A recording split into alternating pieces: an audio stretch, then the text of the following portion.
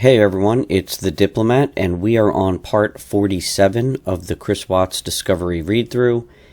We last left off on page 1224, and in this part, which is Coder vs. Watts round 3, you're going to see Coder start to lean in on Chris a bit more and start to point the finger at him in a very smart way, I will say. So it's a very interesting read through here. It's a little on the shorter side, but I just was away on vacation with my daughter at my parents', which was a wonderful time.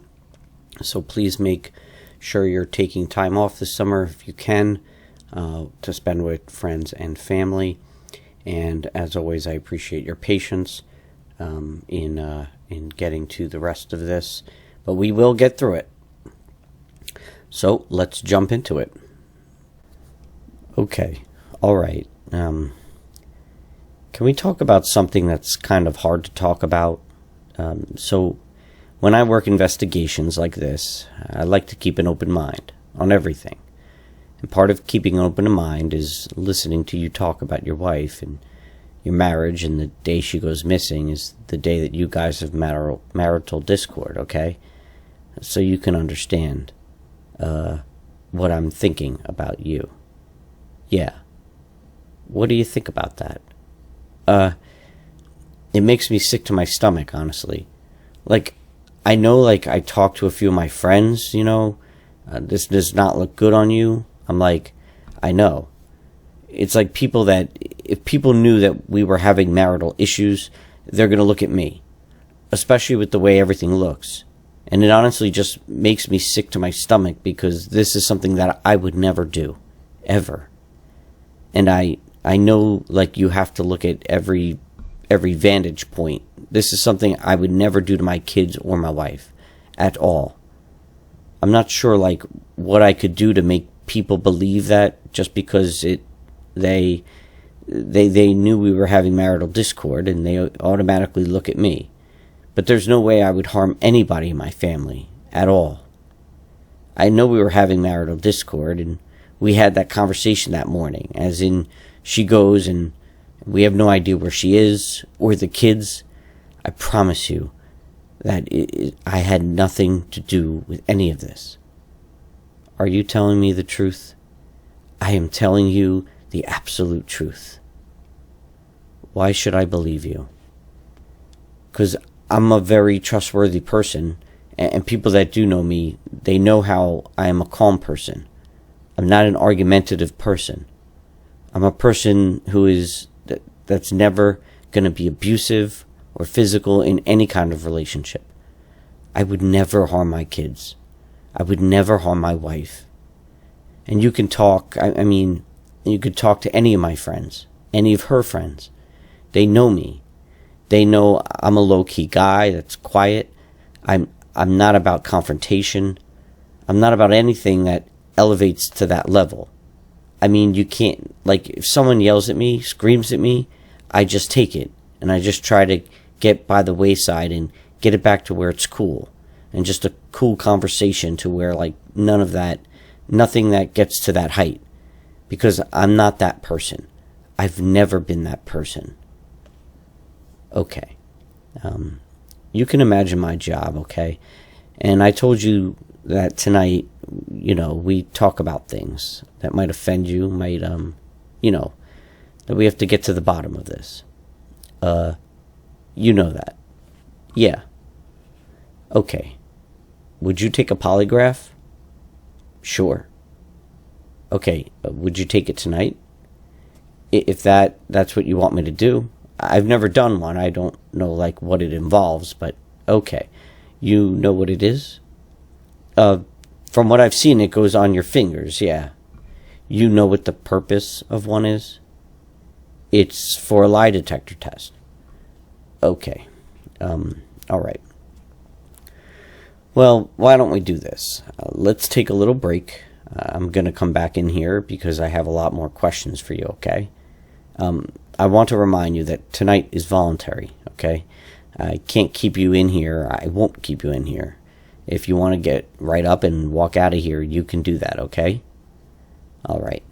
Do you want to keep talking with me? I mean, I can. Okay. I mean, if that's what you want, I can keep talking. Okay. And you understand that I'm not arresting you right now. And you understand that you can walk out of here at any time. Check. Okay. Having said that, I do want to talk to you. I have a lot more questions for you. Okay. Okay. Do you know where your wife is? I do not know where my wife is. Are you telling the truth? I'm telling you the absolute truth. Okay. Let's take a tiny break. Get some water. Do you need to use the restroom? Not right now. Okay. There's some water or Gatorade, actually, if you need it. I'm going to step out for a minute. I need to look over some of my notes, and I'm going to come right back in here. I'm not going to be out very long, okay? Sure.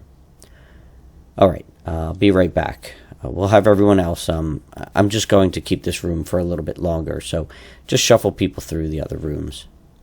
Okay. That's from a man he was talking to there. Right. How you feeling? Looking at that picture, Celeste, like she was, and then it says unintelligible, winter shoes. They're what? Winter shoes. And they're her boots, aren't they? Shanann was going to sell them off to like that Facebook marketplace. She had them on the windowsill there, and when we got back from North Carolina, I guess Cece saw them sitting over there, and she proceeded to take them back and wear them every day since they got back. No matter if it was 100 degrees outside or what, she loved those shoes. She always loved those shoes. And Bella, she always wore some flip-flops. She always will. She's just like she loves that dress. She loves those flip-flops. Cece loves that dress. Twice the buttons on the back. Is Cece short for something? Celeste. Celeste, Bella, and Celeste. Tell me about them. B and C. Celeste, she'd rampage. She was like the one that was gung-ho. She was always the one that's just like she's either go or asleep. She's always the one growling. She's a tiger. And Bella, she's the calm, the mothering one. She's the one that's always, are you okay? You okay? Fine. Okay. She's just the sweetest little girl. She's the one that favors me more than Celeste, who's the one that for Shanann more. In the way I look at it. You see some baby pictures of me and Bella. She's like the other way around for Celeste. When you say favored you, you mean look like? Yes. Oh, okay. Are they little daddy's girl? That one is. Yeah, that's how it works, isn't it? Because the first one I wasn't really good at it yet. The second one I knew what I was doing, and she bonded with me right from the start. Yeah. I remember when they wore that dress. She just wore that dress not too long ago. And I unbuttoned the back of it so I could get her pajamas on, and she goes, "No, Daddy, buttons." I go, "Buh, not bootins." I guess there was a way she was saying it there. And Bella loved those spaghetti strap dresses. She likes long dresses. She is a girly girl. Always, Cece is just like she wants. I always, and Supergirl t-shirt, and she loved it. Every time. Cece always be smiling, though. Bella, yeah, but like really kind of is like, do you want some gum? Say cheese. She said, you want some gum? She would have been looking in this picture. Cece always just smiled for the camera. You're going to find them, right? I need your help. I gotta find them, and find Shanann. This is the picture somebody sent me. They're side by side, Bella and Celeste and Shanann. There was a post, like one of the news companies. Okay. And so the picture they used of the girls. All right. Were you thinking about anything while I stepped out? Just how much I want to see those girls and my wife again. Just I want them to come home. I mentioned that when children go missing and the FBI, it's a lot like you see in the movies. Okay? We like to get every single one of our resources. We like to call every agent and wake them up out of bed, call them back from vacation. We just really like to put a full force in. Is that something you're comfortable supporting? Yes. Okay. That means that I may want to have as many eyes, as many hands, and as many investigators, as many evidence people as we can possibly get looking at your house. Okay. Can we do that right this minute? If you want to. Okay. I'll stay out of the way if you want. Okay, that's usually best for you, for us. Okay, for everyone. Okay. You show me going to stay at my friend's house then. Is that an option? Yeah, I'm not sure if they're still outside. Okay, not sure about this. All right. I've got the phone. Okay, I forgot to ask about your phone. Yeah, I'm not going to sleep. I'd hate to sleep in there anyways. Okay, but it concrete block. So what I might do then is in 5-10 minutes, I might just step out for a very quick break and just say, guys, let's go in that house right now. 2385. You did tell me that, and I did write it. The garage is 2385? The front door. The front door. 2385, and that latch or whatever is not going to get in our way? Okay. It should be unlatched. Okay, good. Right. If it is, just call me. And when we go in there, I want them to run a black light over everything. I want them to have to collect DNA. I want them to look for hair strands and DNA samples, and I want them to look at your stuff and your wife's stuff and your children's stuff and the garage stuff and the car stuff, all of it. Sure. Is that all right? Yeah. Okay. Do you have any problems with that? Okay, so then I want them to do that sooner than later. I might step out here in a minute and just tell them the code and just let them know, guys, let's find how we can get these girls, okay? Can we keep talking about some complicated things? Sure. And things that are going to make you feel uncomfortable? Yeah, that's fine. Okay, and I think you know why I have to ask them. Yeah. Okay, hard job. It's a hard job. It's a hard job, and I'm going to ask you one thing, and you're going to give me an answer, and then I'm going to ask it just a slightly bit different, and you're going to give me the answer, and in about 10 iterations of this, you might get annoyed. But I do that to make sure that we understand each other, okay? Is that all right? Yeah. Okay. So we have your daughters going missing. We have your wife who's missing, okay? And that's the most important thing right now, okay?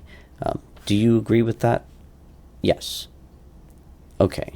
So you've done very good in talking to me about this really hard conversation you guys had, okay? Very good. That's sometimes hard. And I understand why sometimes someone in your position says, doesn't want to tell me about that. Because please go and help me find my kids, and you don't need to know about my marriage argument, okay? So I gotta say, you've done very good at that. And I need you to keep doing that. So I need you to ask you about your marriage and infidelity. Okay. Okay. Tell me about it. I have never cheated on my wife. Yeah? And I fully suspect she's never done that to me. Oh, okay. Like, she has always been a trustworthy person. I've always been a trustworthy person. I fully expect if we ever thought about straying another way, that we would tell each other before it happened. I think that sounds ridiculous. Okay. Because in the history of this earth, nobody ever does that. Okay, that's what I would like to think. Okay. I mean, I know mistakes happen. Sure. Like, yeah. But that's what I would think is in my head. That's what I would think. Okay. I would hope would happen. Okay. But now, even though I think that sounds ridiculous, if I was in your shoes, I'd say the exact same thing, and I believe that. Okay. But I kind of don't, and you can imagine in my job, I meet all kinds of people. And you can imagine that there are people who have Saturdays with their girlfriends and Sundays with their wives. Okay? Right? And they consider themselves to be very virtuous people. Okay? So with that in mind, I don't care if there's been anything in your relationship. I just don't. And I'm not going to tell the news. I'm not going to tell anyone. But I do need to know. So is there anyone that you think that maybe your wife got close with? If she did, it was very, secret then, if that was the case. Okay. Because I had no inkling. No inkling. At all. No. Okay. If it wasn't even a suspicion. Okay. Not one guy or girl. It's just that if that was the case, I mean, I didn't have a suspicion about it. Right. Like, if it happened, it wasn't even I wasn't aware. Nothing. No.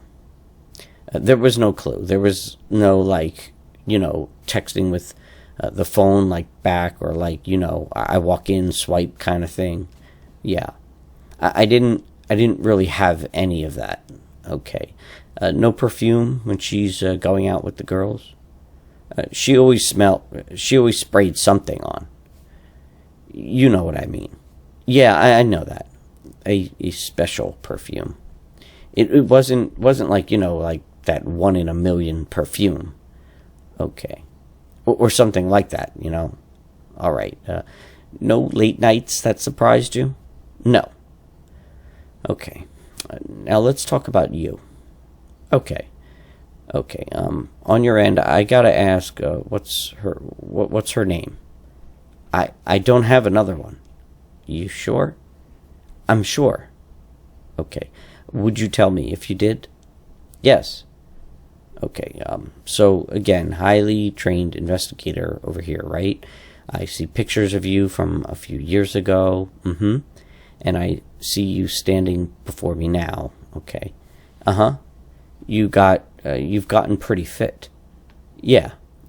You can imagine when guys start cheating or want to cheat, that's what happens. Yes. So tell me about it. I did not cheat on my wife. Okay. Now Thrive helped me. I went from 245 pounds to about, you were 245? I was 245 pounds.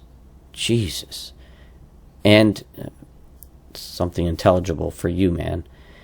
Thank you. And I'm 180 right now.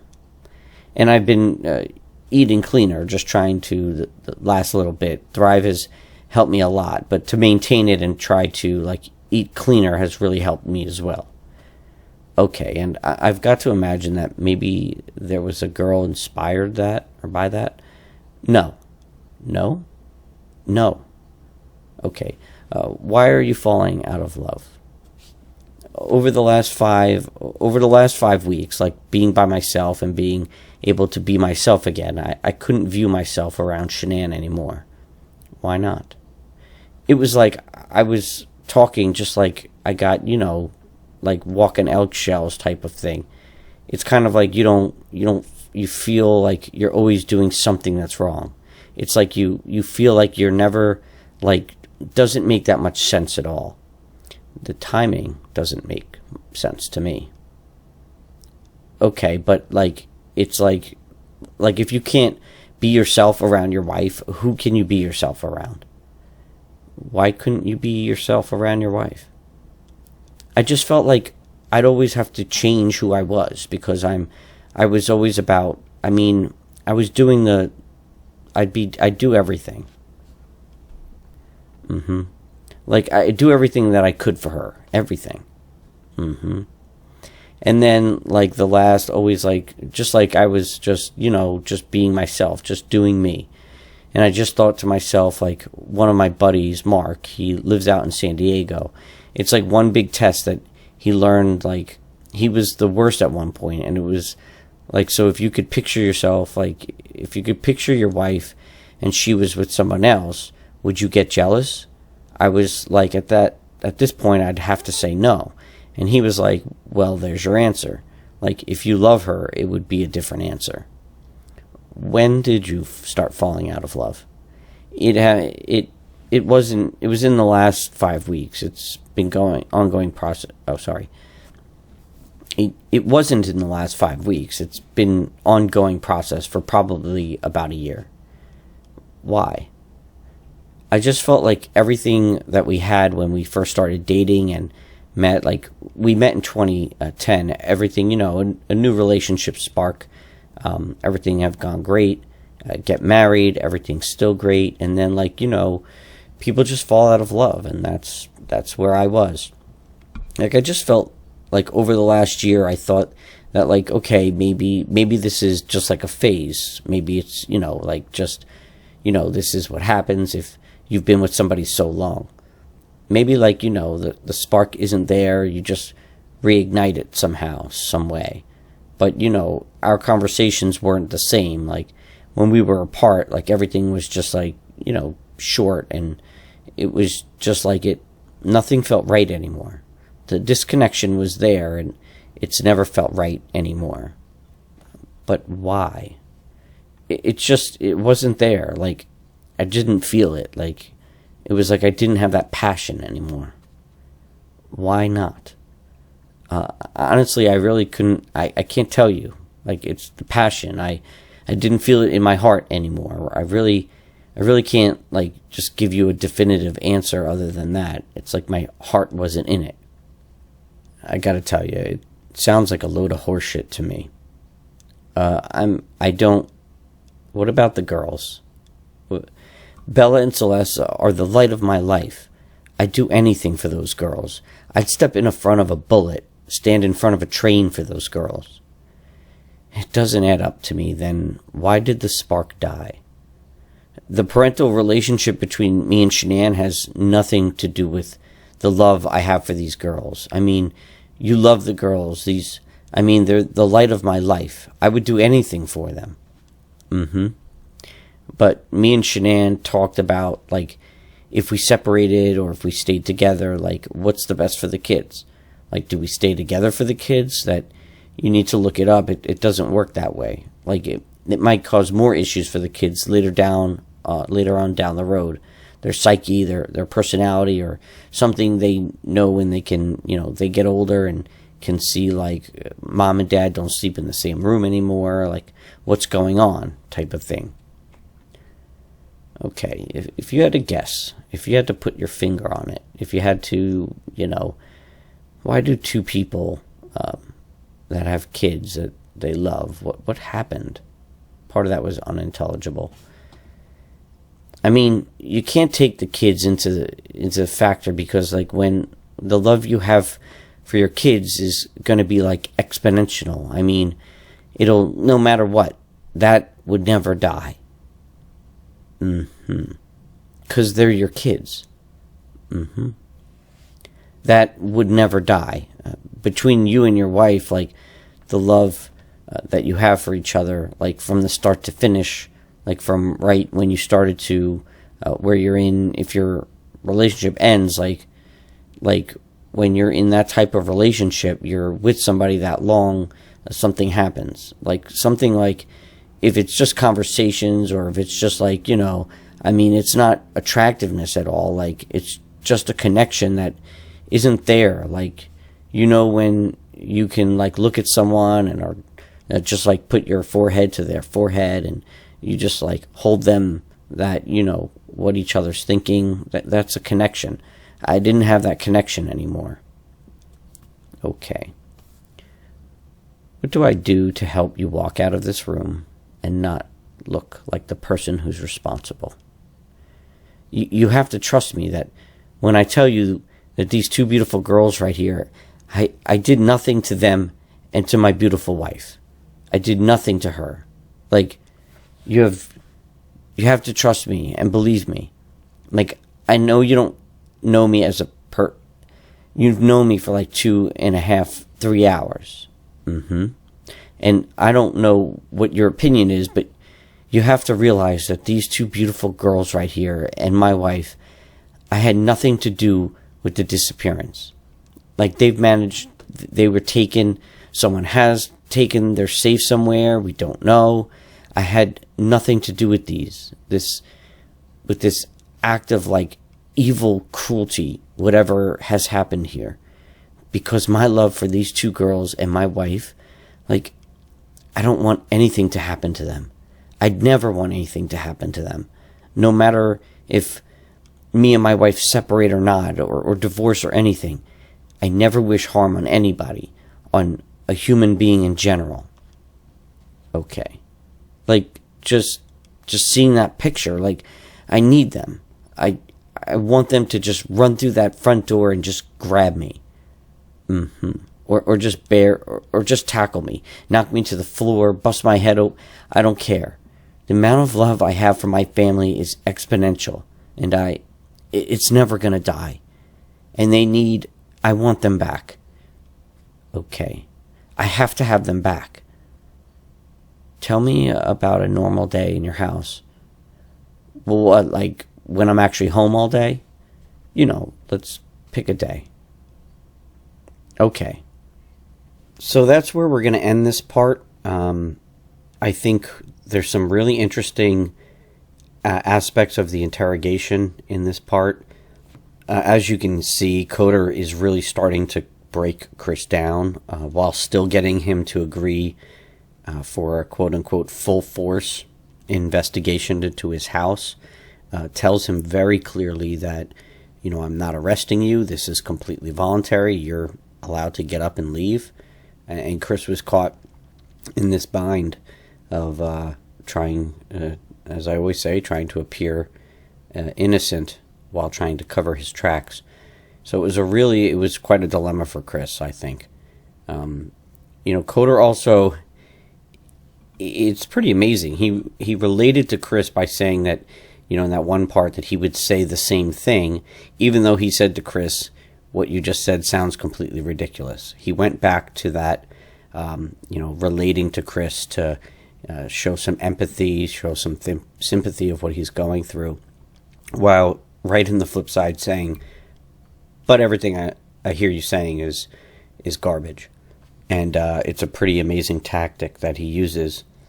But Coder was obviously seeing if Chris was lying to him, and found out very quickly about the mistress, as he already knew. But Chris was continuously lying to him about his mistress. So it was a clear giveaway just that Chris was lying. He agreed to do the polygraph, but in one sense, I think they needed that formally, but they obviously knew he was lying, especially regarding the mistress.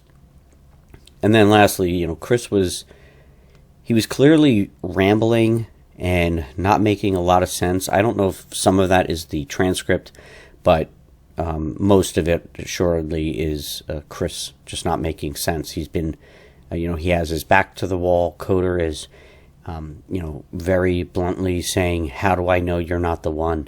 And I think that puts Chris in a situation where he doesn't know what to say. He's going off script, and it turns into that rambling and not really making any sense.